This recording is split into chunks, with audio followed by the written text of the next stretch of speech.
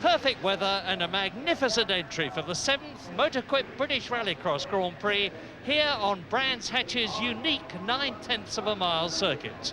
Every one of 60 drivers competes 3 times in heats to set times which are converted into points which decide who goes forward to the vital C, B and A finals, and there are some really fearsome cars here. Up to 700 brake horsepower, and they'll go from 0 to 60 miles an hour in 2.5 seconds. So, a superb lineup there for the second heat, and in pole position on the left-hand side of the grid in the black and red Metro 6R4 is our man, Tiff Needell. We see you there, Tiff. What's it like inside the 6R4? Well, it's noisy and nervous at the moment. The whole thing about these rallycross is to get this first corner, and I haven't done so well yesterday, but I've been practicing this morning. Tiff, on your left, you've got Jonathan Palmer, Grand Prix driver in one of the fearsome RS200 Fords there. We're looking at him through your window. And then on the left is Orjin Varland, the Swedish driver. Now, the first corner, as you rightly say, is critical. You've got 4-wheel drive and 440 horsepower, and you've got to get them all down. The trouble is he's got 4-wheel drive and 650 horsepower. Now, all eyes on Tiff Needell. And it's a beautiful start by Jonathan Palmer, who fairly rockets into the lead. Nilsson is coming up alongside Orjin Varland as they turn up. And Tiff is in 4th position, and a big spin there. And a big spin, but it's Palmer in the lead. And Tiff is okay, and look at that. My goodness. So, Jonathan Palmer goes through. Baker is in centre position. Tiff Needell with a battered wing on the left-hand side is down in 1st, 2nd, 3rd, 4th, 5th position as he goes across the knife edge. Well done. Tiff is flying through the field, up into 4th position. Brown down into Hoppy's drop, 2nd gear, up into 3rd gear. That's the 6R4, 4-wheel drive, MG Metro, and there's 440 horsepower. Tiff's going to say something to us. I don't suppose he can hear me, but let's hope he can. And another place. Tiff rockets through. He's up into 2nd position, 3rd position. And just look at Tiff Needell driving now. You can see that bit of white on the rim of the steering wheel is to tell him the 12 o'clock position so that he knows exactly where his front wheels are. And on this, as they come through into Langley's Gap for the first time, and as the Irish driver, Eamon Matheson, retires, you can see the battle there with Jonathan Palmer well out on his own. That's the man who won the B final last year. There's the battle for 2nd position, and Tiff is off. Down, down, down goes Tiff Needell through the barrier. Oh, Tiff, what's happened? Well, something broke. I'd had some trouble. And whatever I had the trouble from the start finally broke, and now we're bloody out. Are you all right, Tiff? No problem at all. Good. Well, bad luck for Tiff Needell, but he gets another chance because the drivers go in 2 heats, and it is the fastest 2 heats which are converted into points that decide who goes forward into the finals. And Jonathan Palmer, driving in this Group B Ford RS200E with its turbocharged engine producing over 600 horsepower, wins the 2nd heat and has undoubtedly given himself a terrifically good chance of progressing, as now up through into 2nd position. It's Gary Baker is in 2nd place, and it should be, indeed it is, Orjin Varland in 3rd place. Now let's have a look at the start again from Tiff Needell's point of view in the MG Metro 6R4. Not a very good start. Jonathan Palmer gets away. There's another one through. Orjin Varland on the left. Alistair Galloway's car and the Irish driver. Now into the right-hander and off the tarmac into the meadow. Nilsson spins off. Tiff Needell thumps the car in front of him. And that was Vidar Sothern's Ford Escort X-Track. This is the steering wheel of the car of Mr. Rallycross himself, and there he is, Norwegian Martin Schenker, the British Grand Prix winner in 1984, 4 times European champion, the most spectacular man in Rallycross, whose driving style is nothing short of absolutely sensational. And that is John Welch, who won the Grand Prix in 1985. He must be very worried because we've got a camera in his car, and we know what happened to Tiff Needell. He's got a clear track in front of him because he's benefiting from the fact that Michael Nordstrom, last year's winner, has not appeared on the start line. 2.5 laps, any second now they will be off as the starting official clears the grid, and watch Schenker. Well, Schenker leads, Palmer second, Welch coming up to take him, and in 4th position as we go round the right hand, it's Welch in 2nd place, dropping down into Langley's gap. Palmer's coming up and going through. Palmer goes up into 2nd place, sensational bit of driving. Schenker leads, Palmer second in the exit. Whoa! In the 6R4, Welch looking very unhappy actually, the car's not handling well. Behind Welch is Dimi Mavropoulos. So Welch getting a thump from Dimi Mavropoulos. Meantime, out in front is Schenker leading. Palmer a sensational 2nd place. And there is the Englishman going into Hoppy's drop. Steve Palmer, 31 years old from Burwash, with John Welch in 3rd position, pulling away from Dimi Mavropoulos. 4-wheel drive cars, 1st, 2nd and 3rd. There goes Schenker, here is Palmer, there is Welch, this is Mavropoulos, and behind Mavropoulos in that position, number 53 is the Portuguese driver, John Fernandez. Palmer, Welch. 4-wheel drive, the turbo blasting flame, but Martin Schenker, who either wins at terrific speed or flies off the circuit as he did yesterday, goes into Langley's gap, across the knife edge, tremendously quick across the knife edge. He's doing 100 miles an hour. This is not on made-up tarmac. Now we're travelling with John Welch in the Opel Extract, going into Hoppy's drop, 2nd gear, dropping downhill, joining the tarmac. That's Palmer ahead of him, and he loses it, and Mavropoulos goes through. Oh, John Welch. Well, he's been pushed all over the place because now he's just been hit by Fernandez, but it is Schenker going into the gap as John Welch there, the 1985 British Grand Prix winner, well down. He's going to qualify, but he's not going to be in a very good grid position as he goes down, tumble downhill into the S's. Here is Martin Schenker coming out of Druids Bend into Langley's gap to win the heat very commandingly indeed, in his 650 horsepower Ford RS200, with Palmer a magnificent 2nd and qualifying well. There is Dimi Mavropoulos in the Audi Quattro, 3rd place. Funnily enough, the man to watch in particular in this race is Roger Newbold, who is in the 2nd row in his R5 Renault Turbo. He's went tremendously fast in the previous heats and actually won one of them. But he's in the 2nd row.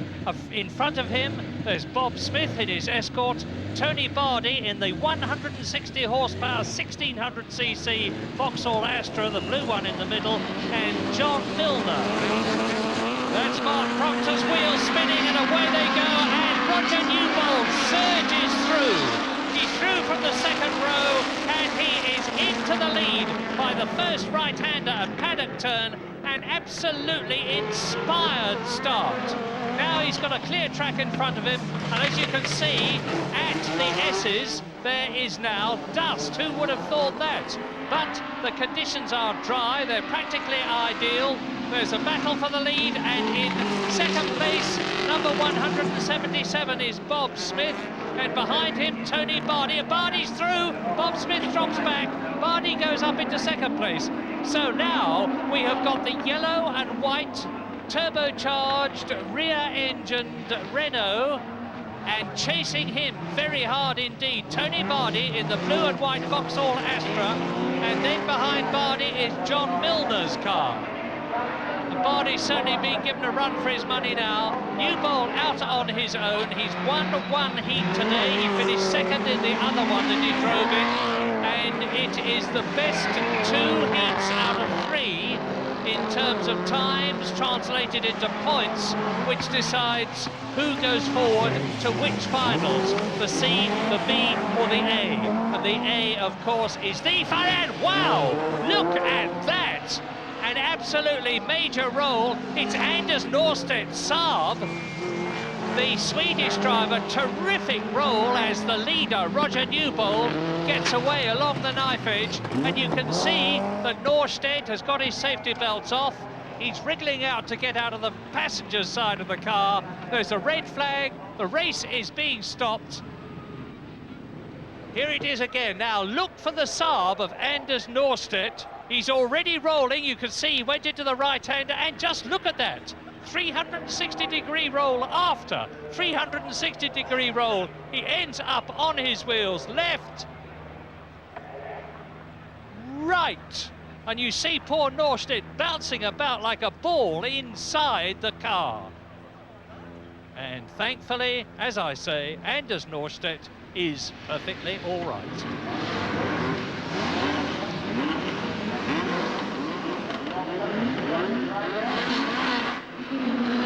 And away they go, and straight into the lead goes Smith, number 177, Bob Smith in the Ford Escort. Roger Newbold into second position in the Renault 5 Turbo rear-engine car. And Tony Bardi fighting for third place, and Ormer, has he lost it? Yes, indeed he has. But it is still Smith in the lead, Newbold fighting for it. So we've got a real contrast in cars now, because number 177, Bob Smith, is in a 2.1 litre Ford Escort with 2-wheel drive, and of course Roger Newbold, number 34, has got rear wheel 2-wheel drive as well. So it's a hoppish drop.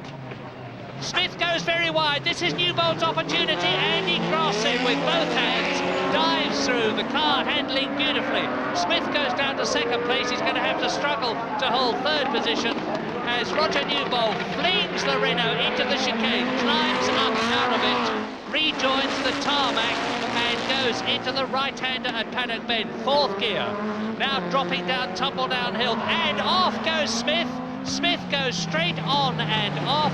That is the man who led the race, and he is well and truly out of it now as Roger Newbold climbs Halewood Hill. Here he is, and Tony Bardi still contesting second place in the DSRM Vauxhall Astra. He's contesting second place, but he is in, as you can see, third position, because up into second place now has gone John Milner in the Peugeot 205. So it's a Renault leading, a Peugeot 205 second, and the incredible 1600cc, 160 horsepower Vauxhall Astra of Tony Bardi in only third position.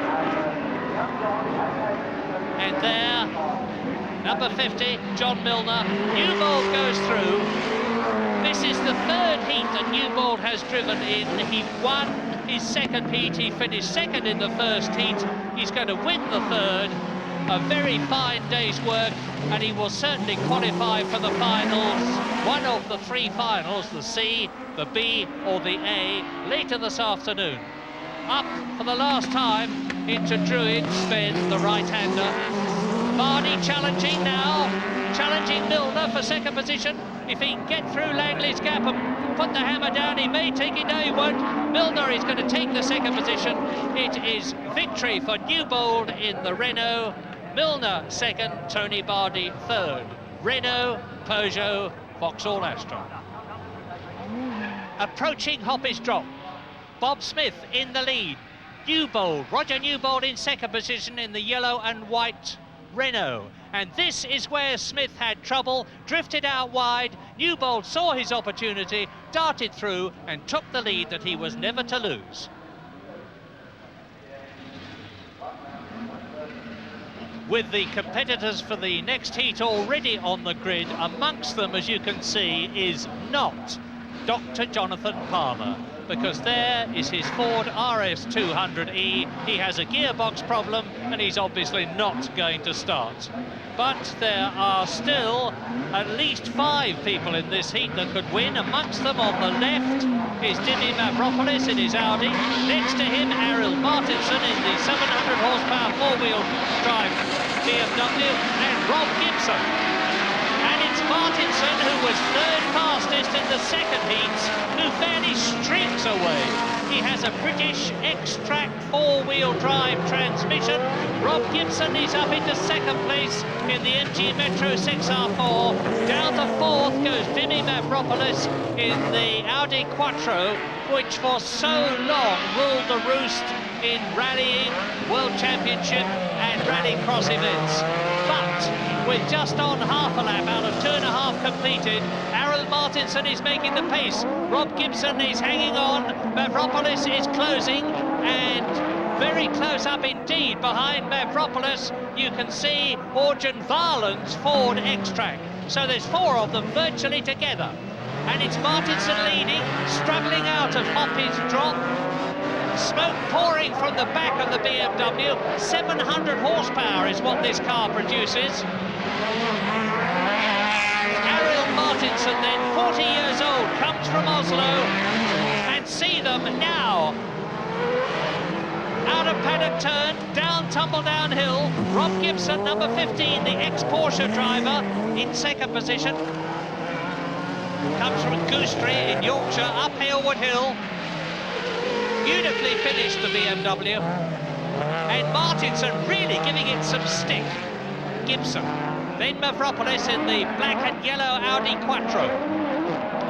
So they are now into the last full lap. And that is Rob Gibson. 19 years experience in autocross and rallycross. Formula A British champion in 1985. And he's driving the... And that is Dimi Mavropoulos. And he is being hit by Orjan Varland, who has gone through into 3rd position. But Mavropoulos hanging on. Meantime, Martinson, in the last half lap, is approaching the right-hander of paddock turn. That's Gibson behind him. BMW leads, MG Metro 2nd. Gibson blinded by a cloud of dust. Now the four-wheel drive takes effect. Both those cars have got it. Up Halewood Hill. Fling it into the right-hander at Druids. That is a 3rd gear corner for these cars. Keep the hammer down, dive through Langley's Gap, approach the checkered flag. Ariel Martinson wins. Rob Gibson takes 2nd place. Orjan Varland is about 30 cars lengths behind them in 3rd position, and down to 4th goes Dimi Mavropoulos. Tiffany Dell, you are on the 2nd row of the grid for this heat. You had your problems earlier on today. What were they, and how do you feel about this race? Well, this one's all important, Mo. The first one had a coming together at the first corner, and then halfway through the race, the steering arm broke, sending me off. The second one, I made a reasonable start, but I was 11th fastest out of all the field, so I got 14 points then. Now it's desperate that I get a good time, get in the top 15 or so in this 3rd heat and get some more points to qualify myself for at least the B final.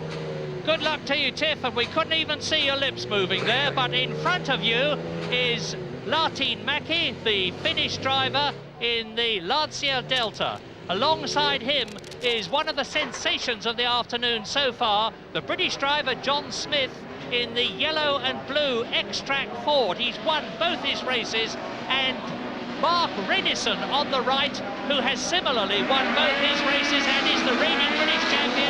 And it is Redison who blasts away ahead of John Smith. Redison in the rear-engine Ford RS200, the British champion of 1988 and 97. John Smith is in 2nd place. Latin Mackie is 3rd, and Tiffany Dell, there is our man. Tiffany Dell, number 5, in the Will Gollop 440 horsepower MG Metro 6R4 in a fine 4th position. Approaching the knife edge, which is where he went off in his first heat. And we're with him now, and in front of us is the Lancia Delta of Latin Mackie. up top is dropped. So it is Renison leading, Smith second, Lartine Mackie third, and you see his brake lights come on now. And Tiffany Dell is going to try and go through. He won't do it there.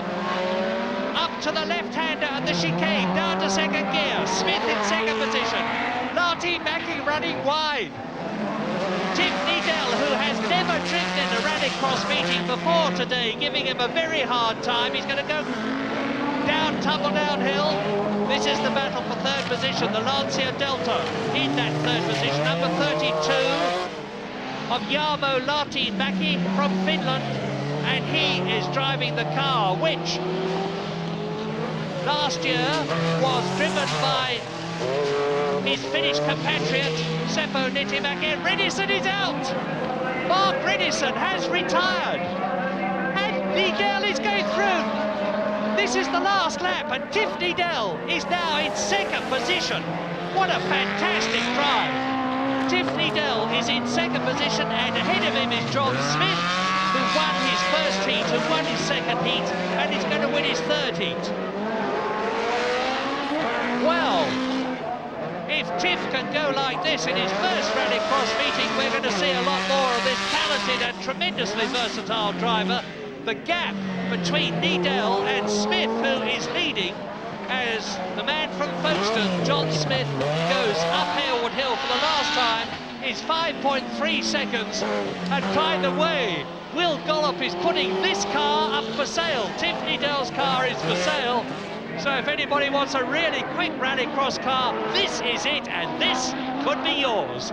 Tiffany Dell finishes in second place to John Smith. There is the winner, there is the second place man, Tiffany Dell, and Jarmo Lartine-Mäki in the Lancia Deltas, having been well and truly blown off by Tiffany Dell, finishes in third place. And amazingly, that is Mark Renison's car out of the race, but he does not have any problem as far as the final is concerned. He has already won 2 races this afternoon, but although he has qualified, is his car going to be fit for the vital final that will follow? There was a lot of smoke coming from it earlier on. Can they get it fixed? Well, those heats were really something, but the finals are going to be something else. And the top 10 who have qualified are, of course, the fastest of them all, Martin Schanker, who has already won the British Grand Prix. Will Gollop was second fastest in his MG Metro 6R4, then Errol Martinson third in the BMW, John Smith fourth in the Ford Escort, Pekka Rantanen in the Ford RS 200 is fifth fastest, and Rob Gibson in another MG Metro 6th. Seventh is Mark Renison, the British champion, in the Ford RS 200. Mike Shield, eighth fastest in another MG Metro 6R4. Ninth, Steve Palmer in yet another MG Metro 6R4. In 10th place, Jetil Bolnasset in the Ford Escort, and for good measure, 14th fastest, our own Tiffany Dell in the MG Metro. Now the grid is forming up for the first of 3 finals, and here is Roger Newbold. Alongside him is the Irish driver John Maloney in one of the very popular MG Metro 6R4s. And we're all set to go for the first final, and away. Straight into the lead goes Trevor Hopkins, and straight up behind him it goes Vidar Southern. That's the man in the yellow and white car. Newbold is in third position. Maloney in the black 6R4 nearly lost it. Eamon Mathinson goes through, and there, stuck on the circuit, number 179 there in the MG Metro, and he is very clearly out, and that is Aidan Cregan, the Irish driver. Well, now Trevor Hopkins doesn't have to worry about the time in this event. It's the winner that goes forward, and it's Hopkins leading in the Ford RS 200. This is one of the 200 cars that were specially built by Ford to be homologated for Group B rallying. Then the category was outlawed due to a tragic accident in the Corsica rally.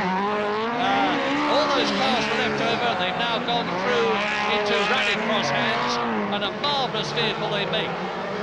Trevor Hopkins leading, Vidar Southern in second place, Roger Newbold a fine third position, Eamon Matheson is in fourth position. We are on the second lap, and unlike the heats, this is a 4.5 lap race, not a 2.5 lap race, and Vidar Southern, the very, very tall, tough and extremely determined Norwegian driver in the ex-Seppo Nitti-Mäki car, the Ford X-Track with the 1800cc engine, four-wheel drive, is closing up a bit on Trevor Hopkins, and Trevor certainly can't afford to relax. And you see Roger Newbold, so in third position. So it's a Ford rear engine leading Ford front engine, leading Renault rear engine, and then in fourth position it's still Eamon Matheson. We're on the third lap now. And you see the 4 stars on the rear window of Newbold's car. There is a system in British Rallycross which enables drivers to be given stars according to their category, and 4 stars means you are extremely good, and that's what Roger Newbold is. Here he is with Eamon Matheson behind him in the 3.4 litre Ford. Hopkins leading. Number 2, Trevor Hopkins, 39 years old, 4 times British champion, the man who constructed this circuit. He's approaching what is called Hoppy's Drop, and Hoppy's Drop is named after him because with his earth-moving equipment, Trevor Hopkins cut that very section of the course. And he leads Vidar Southern now, and it looks to me as though the Norwegian can do nothing about. And a gigantic crash at Hoppy's Drop. As I look across the course, and as you look there, it's Aidan Cregan's car, the Irish driver, the MG Metro 6R4 of Aidan Cregan, and they will definitely have to stop the race, I think. The red flag is out. You can see Cregan's shattered MG Metro 6R4, the red flag at the start, the black flag's around, and that means to say that Trevor Hopkins is... No, he's not, because as I talk to you, Vidar Southern has got ahead, but they're slowing right down. They've seen the flags, and we will have to wait for the official results to be given us. We mustn't guess what it is. You saw Aidan Cregan sitting on the bank there with his helmet off. There he is in the blue overalls on the right-hand side of your picture with the man in the black anorak bending over him. And I see from the way Cregan gets up and walks towards the car that he's perfectly all right. The official result of the race is that Trevor Hopkins was the winner and goes forward to the B final. Here are the 9-time qualifiers for the B final forming up on the grid, with Trevor Hopkins the winner of the C final. But the driver of the only non-turbocharged car is our own Tiff Needell in the MG Metro 6R4. Confident or not, Tiff? Oh, I don't know, Murray. I'll tell you what, well, I won't tell you. I'll tell you when I've got through paddock for the first time. But with this amazing amount of power around me, we've got about 6,000 horsepower or something. This race, at least now, is all about racing rather than time. So it doesn't matter if these boys all fight with each other. And the good thing about the Metro so far has been the ability to overtake. So it's winner takes all in this one. Well, you've got millions of people with you, Tiff Needell. Good luck. And in pole position in the front rank is the winner of the Rallycross British Grand Prix in 1983, Ole Arnesen in the white Audi Quattro. Next to him in the middle of the front row is the Norwegian driver Kjetil Bolneset in the Escort, and completing the front row is Orjan Varlund, who is a Swedish driver. Here is Jonathan Palmer, who has had various problems with his Ford RS200, and he is the man who won the B final last year in his first appearance in Rallycross, an absolutely sensational first appearance. And he was then driving one of the Ford Escort X-Tracks of the John Welch team. So Jonathan Palmer making a dramatic appearance on the grid for the B final of 1988, making up the 10 runners. And we are now looking through the windscreen of Tiff Needell's Metro. There is the official clearing the grid. The race is about to start. It is go! Metropolis makes a terrific start, surges through on the inside and takes the lead. But not for long. Ole Arnesen snatches it from him, and jostling and bumping and boring their way round, it's Gentle Bolnaset up into second place. Dimi Mavropoulos is fourth. Tiff Needell is a superb fifth. Here they come, up Hailwood Hill, into Druids, Arnesen, Bolnaset, Mavropoulos, that is Arnesen, out of Druids, into Langley's Gap, they're stopping the race. I don't know why, I'm looking round the course frantically, a jump start. I think that Dimi Mavropoulos, who I said had made a superb start, had made a start which probably was adjudged to be a bit too superb. Yes, that's the official confirmation, we've just got it. The number 8, Dimi Mavropoulos, in the double wing Audi Quattro, and Jonathan Palmer, that you just saw going through your picture there, were judged to have jumped the start.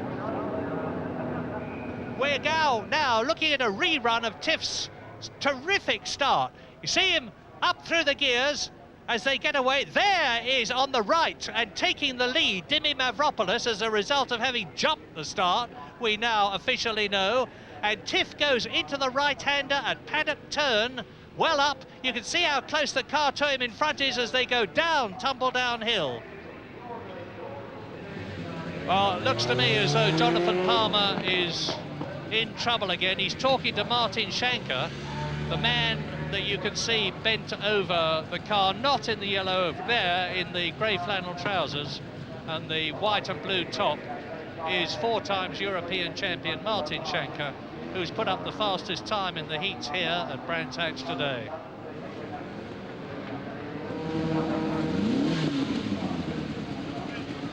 Well, the back is up. The back is the bonnet, incidentally, in this car, because the engine is behind the driver.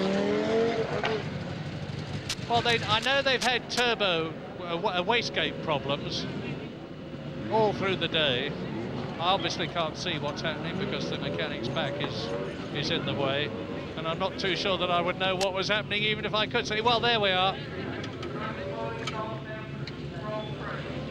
Well, it looks to me, it's obviously electrical. He's got one of the plug leads off from the look of things. Oh, it's nothing more than a new plug, I think.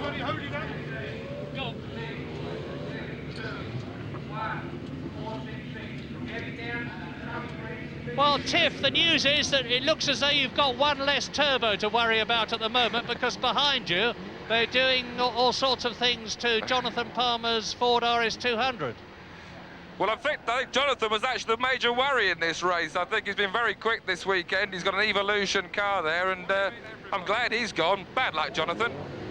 Tiff, we're looking at your dashboard. Quickly tell us about the dials that you see in front of you. Well, the temperature's getting up to 90 degrees now. The oil pressure there obviously rises with the revs. I've been given a 10,000 rev limit, but, you know, I move that round to there once I start racing. But don't tell Will that.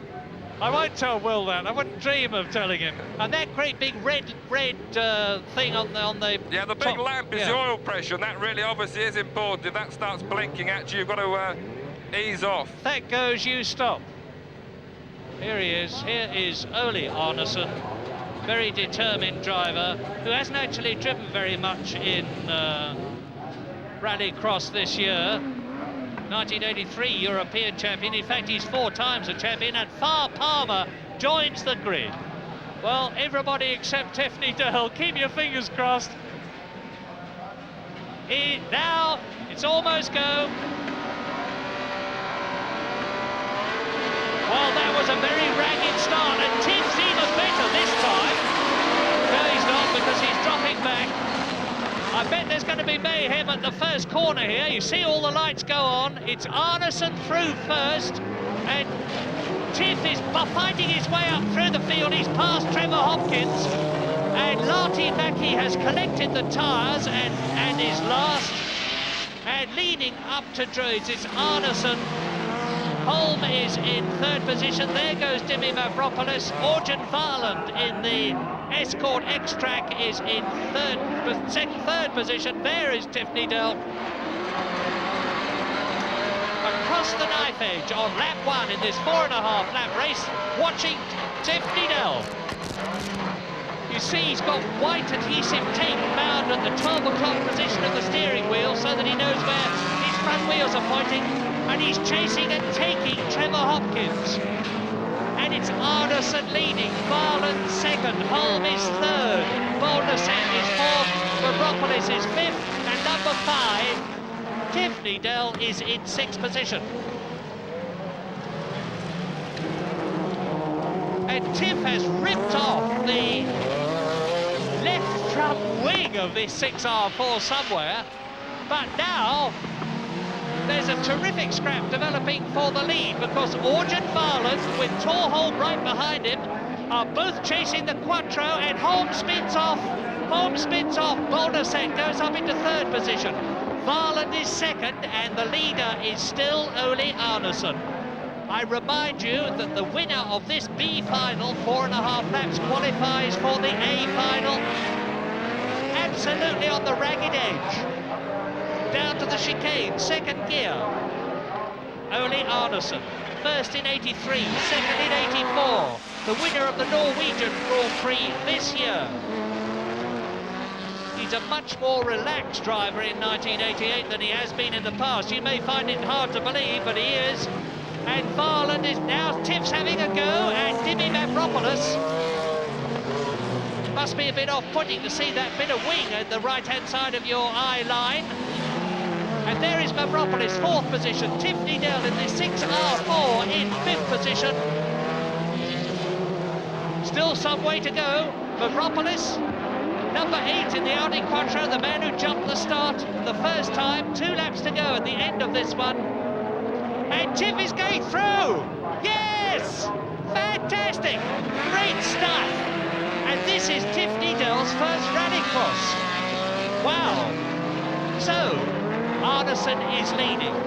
Varland is 2nd, Boulderset is 3rd, and Tiff here in 4th position is catching all 3 of them. Round the right-hander on to Tumbledown Hill.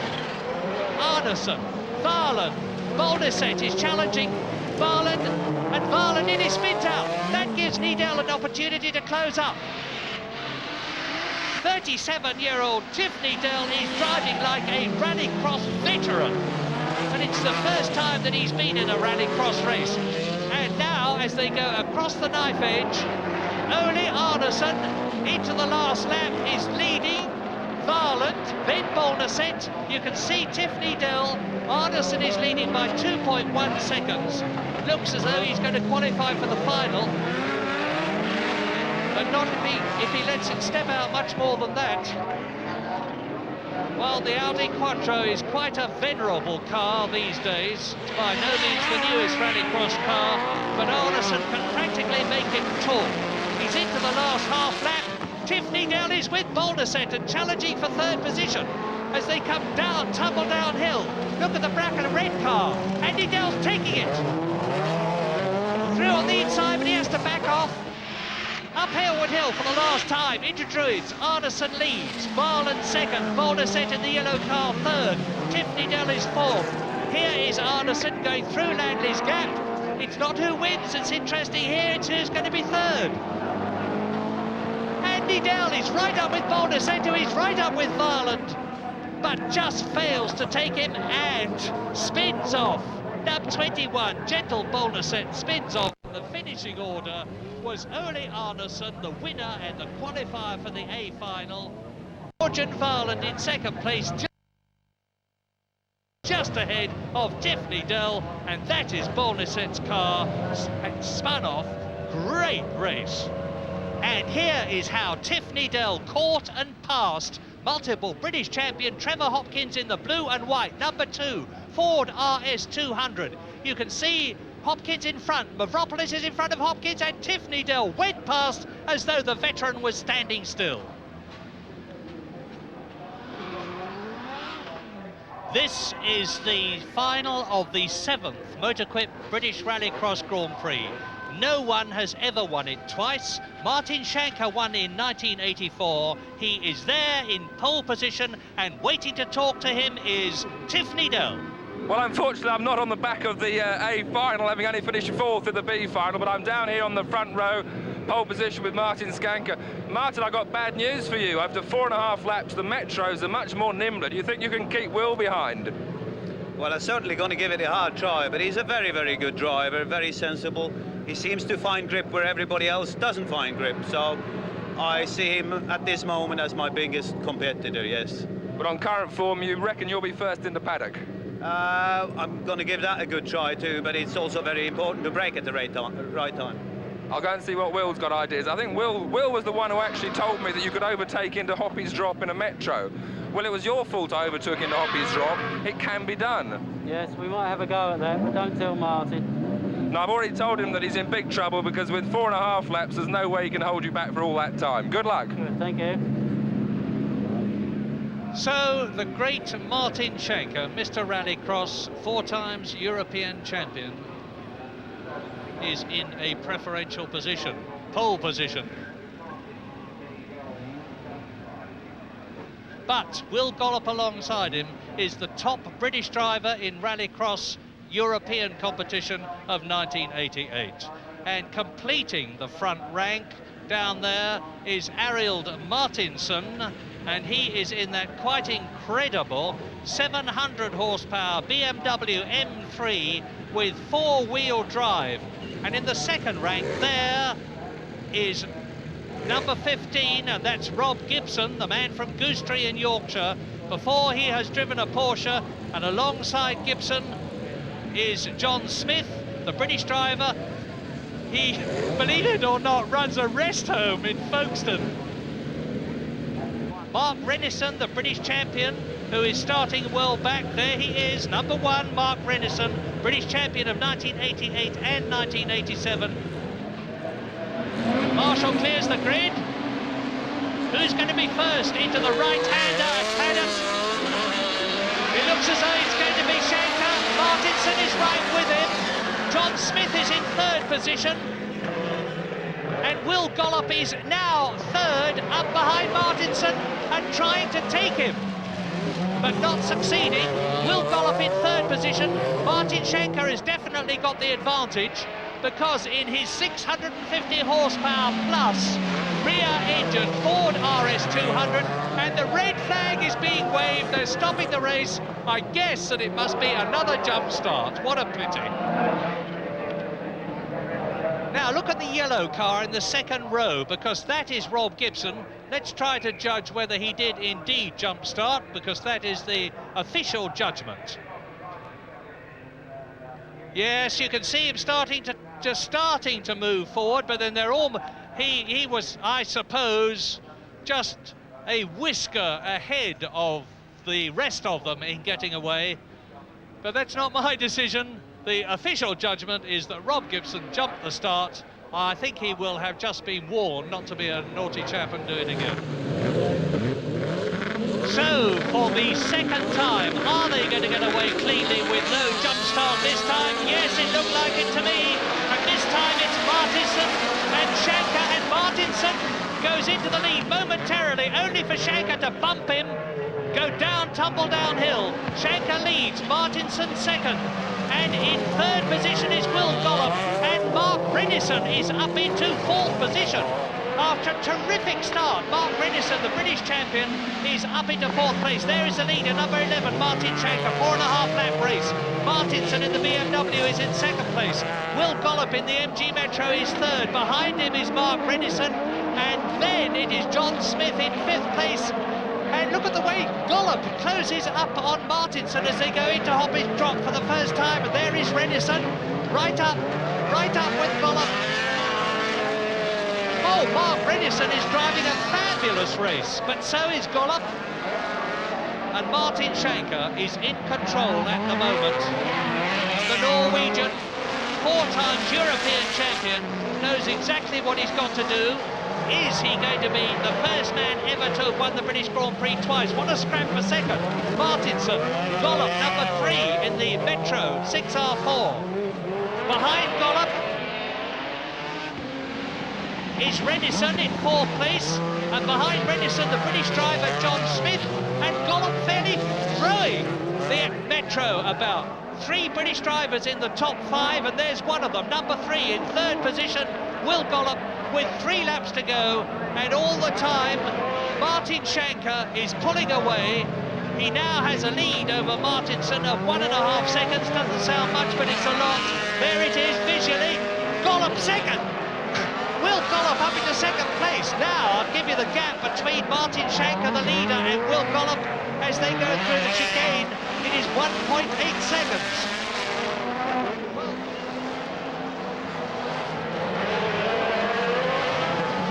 Will Gollop earlier this season won in his MG Metro for the Dutch Rallycross Grand Prix. If he won in Britain, it would be an absolutely incredible achievement. Will Gollop, who used to drive a Saab, this is a new car which has been specially built for this event, 440 non-turbocharged horsepower, and if he rattles, Martin Shanker, the Norwegian, might go off. The gap is coming down. You can see visually that Gollop in this terrific race is closing on Shanker, and if Shanker gets look! Oh, fantastic! Gollop, the crowd is going mad, and rightly so. From Whitstable, Will Gollop has taken the lead from Martin Shanker, Mr. Rallycross himself. You'll see the crowd in a minute, and they are going berserk with enjoyment. There is the reason Will Gollop in the MG Metro 6R4 leads, and Mark Renison is now in 3rd position. Martin Shanker is 2nd. Now there is Shanker, and you can see that Renison in the blue and white DSRM Ford RS200 is closing up on Shanker. Are we going to have British drivers 1st and 2nd? This is the last lap. Oh, what a race! Will Gollop, number 3. Then Shanker, the Norwegian. And this is Renison's chance as Gollop goes through the chicane for the last time. And Martinson is right up with Renison. Look at the crowd. Gollop. Oh, tumble downhill for the last time goes Will Gollop into the S's, and Renison is 2nd. Renison 2nd, British drivers 1st and 2nd. What a famous victory this is going to be. And here is the man who's going to have it if he can just hang on. Round Druids, he's got a flat tyre. He's got a flat tyre when Renison could win. This is fantastic. Renison closing up, but Gollop wins. Renison 2nd, Shanker 3rd, and Martinson 4th. Well, I have seen some exciting races in my life, but Will Gollop has beaten all of them. And look at this. Will Gollop, with a left rear tyre as flat as a pancake, has won the Motaquip British Rallycross Grand Prix, and he's the 7th driver in 7 years to win. And as far as the British crowd is concerned, the best of a series of magnificent wins over the year. Well, Will won in Holland, he's won in Britain, he has done his sponsorship deals for 1989, and I'm sure everybody here, and there's an enormous crowd of Brands Hatch, will be as delighted, frankly, as I am. Now, let's have a look again at how Will Gollop achieved his famous victory. Coming up behind Martin Shanker, the multiple European champion of Rallycross, Mr. Rallycross himself, the fastest man at Brands Hatch up to this point. Shanker in the Ford RS200E, and Gollop in the MG Metro 6R4 non-turbocharged car goes past Martin Shanker to lead and subsequently to win. Victory at the Motaquip British Rallycross Grand Prix at Brands Hatch for Will Gollop from Whitstable in his MG Metro non-turbocharged 6R4. Another British driver, the British champion, Mark Renison in the Ford RS200E 2nd, Martin Shanker in 3rd place. And then Ariel Martinson in 4th position in the BMW. John Smith, another Englishman, in 5th position, ahead of Pekka Rantanen, 6th. But that is the man, Will Gollop.